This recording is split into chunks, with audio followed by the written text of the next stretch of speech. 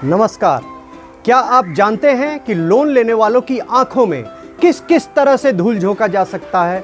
मैं किसी भी लोन की बात कर रहा हूं, चाहे वो होम लोन हो, चाहे ऑटो लोन हो या फिर पर्सनल लोन हो। वो बैंक जिन पर आप इतना भरोसा करते हैं, जिन्हें आप अपनी मेहनत की कमाई सौंप देते हैं, जहां आप अपने गहने बड़े भरोसे के साथ जमा कर देते हैं, वही बैंक जब आपको कर्ज देते हैं तो क्या आप जानते हैं कि वो आपके साथ क्या करते हैं? क्या आप मानेंगे कि कर्ज की कई बातों पर वो हमें अंधेरे में रखते हैं। वो कहते हैं कि हर बात हर ग्राहक को बताना मुमकिन नहीं है। तो पहले ये जान लेना चाहिए कि इन दिनों हो क्या रहा है। मैं रमेश तिवारी आपका स्वागत करता हूं पैसा ही पैसा वायरल चैनल में। आज बात लोन में अंधेरगर्दी की। बैंक आमतौर पर ब्याज दर बढ़ाने या घटाने का फैसला तब लेते हैं जब रिजर्व बैंक उनके लिए अपनी ब्याज दरें घटाता या बढ़ाता है। तब ऊपर से बढ़ोतरी होती है तो आपके बैंक आपका लोन झट से महंगा कर देते हैं। लेकिन जब रिजर्व बैंक ब्याज दरें कम करता है तो इसका कोई फायदा आपको नहीं मिलता। लोन लेने वालों की यह पुरानी शिकायत है।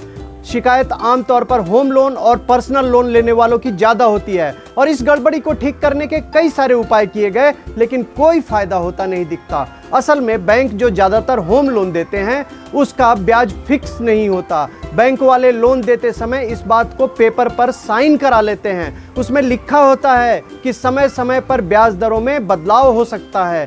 इसे फ्लोटिंग रेट कहते हैं। हर बैंक अपने हिसाब से ब्याज दर तय करता है और इसे अपने हिसाब से बदल भी सकता है। इसे फ्लोटिंग रेट का गलत इस्तेमाल होने की शिकायतें मिली हैं। बैंक जब ब्याज दरें बढ़ाते हैं तो आपको पता भी नहीं चलता। क्यों? क्योंकि वो आपसे ये नहीं कहने आते कि आपकी ईएमआई बढ़ गई है। वो ये नहीं बताते कि पिछले महीने तक आपकी ईएमआई 20,000 रुपये थी और इस महीने 21,000 रुपये देनी होगी। वो सीधे आपके कर्ज चुकाने का टाइम बढ़ा देते हैं। जैसे पहले वो आपको 20 साल तक लोन चुकाना था, लेकिन ब्याज बढ़ने के बाद इसे 22 साल चुकाने का फैसला हो जाता है। और कुछ मामलों में तो ये देखा गया कि लोन चुकाने का टाइम 50 साल कर दिया गया। अब क्या कोई 50 साल तक लोन ही चुकाता रहेगा? कोई 70-80 साल की उम्र में भी लोन ही चुकाता रहेगा क्या? हद हो गई। खास बात यह है कि ग्राहक को ना तो इसका ईमेल आता है ना एसएमएस आता है। उसे इसका कैसे पता चलेगा? इसका पता तो तब चलेगा जब आप कभी लोन का शेड्यूल मांगने पहुंचेंगे। अब लोग यहाँ तो स्टेटमेंट चेक नहीं कर पाते, शेड्यूल चेक कौन करेगा भाई? अच्छा, जब कोई शेड्यूल चेक करेगा तो उसे पता चलेगा कि शुरुआत के वर्षों में उसने जो भी पैसा चुकाया है उसका ज़्यादातर हिस्सा ब्याज में चला गया।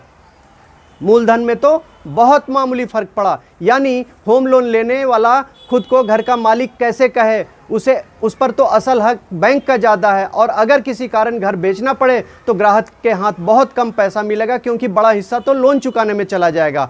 और कई बार तो इंटरेस्ट की रकम मूलधन से ज़्यादा हो जाती है। याद रखें, जब ये स्थिति आती है कि इंटरेस्ट मूलधन से ज़्यादा हो जाए तो यह किसी भी कर्जदार के लिए चूना लगने के समान है। इससे कर्ज चुकाना मुश्किल हो सकता है, खुद बैंक का पैसा फंस सकता है, आगे चलकर पूरे प्रॉपर्टी मार्केट को इससे नुकसान हो सकता है। अब पिछले 2 साल में होम लोन कितना महंगा हो गया है आपको यह भी जानना जरूरी है। 2021 में सिर्फ 2 साल पहले इसका इंटरेस्ट रेट 6.7% तक गिर गया था और आज ये 9.15% है। यानी ईएमआई के हिसाब से देखें तो ये 20% बढ़ चुका है। पहले किसी की ईएमआई 20,000 थी तो अब वो 24,000 के करीब हो गई है। और बड़ी बात यह है कि लोन के ग्राहक को इसका पता ही नहीं है।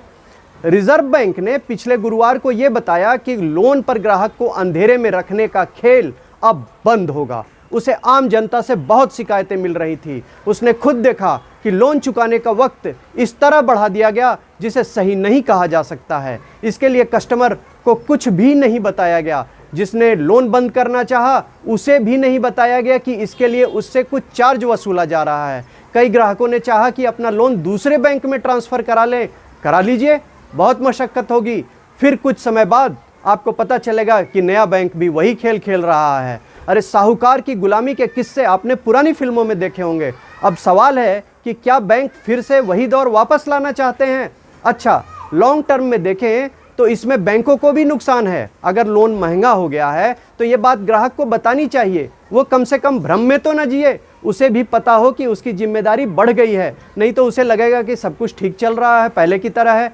ये ठीक उसी तरह है जैसे घर में गंदगी बिखरी हुई हो और उसे समेटकर सोफे के पीछे छुपा दिया। एक दिन ये गंदगी खुद बैंकों के लिए महामारी बन जाएगी।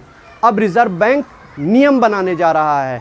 ईएमआई को नए सिरे से कैसे तय किया जाएगा, इसका एक कायदा होगा और इसे जल्द ही लागू किया जाएगा, ऐसा आरबीआई ने कहा है। इन नियमों को बैंक तो मानेंगे ही, कई लोग नॉन बैंकिंग फाइनेंशियल कंपनियों से भी होम लोन या दूसरे लोन लेते हैं, उन्हें भी नए नियमों को मानना होगा। नए नियम में यह साफ है कि कर्ज देने वालों को यह साफ साफ बताना होगा कि वो लोन चुकाने का टाइम बढ़ाने जा रहे हैं या ईएमआई। उन्हें यह ऑप्शन देना होगा कि वे ब्याज दरों को फिक्स करा सकें, और अगर फिक्स का ऑप्शन पसंद ना आए तो कर्ज बंद करने का अधिकार होगा।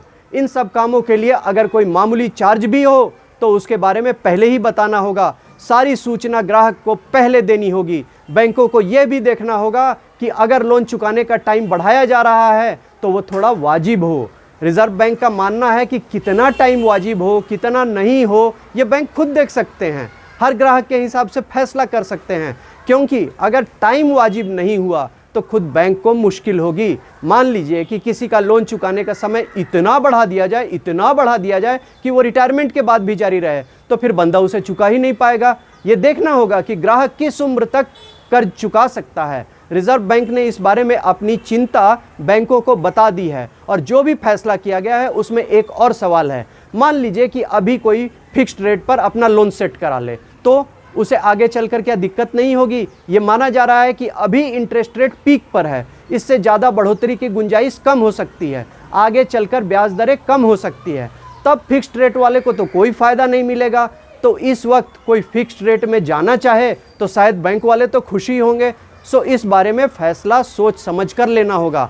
और फिर भी राहत की बात यह है कि लोन में ट्रांसपेरेंसी बढ़नी जा रही है।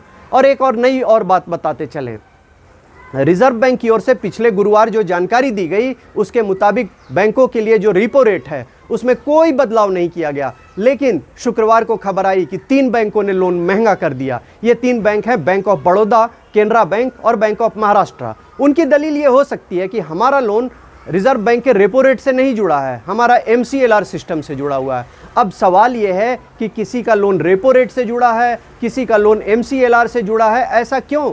सबके लिए एक सिस्टम क्यों नहीं लाया जा सकता? रिजर्व बैंक को इस पर सोचना चाहिए। शुक्रिया।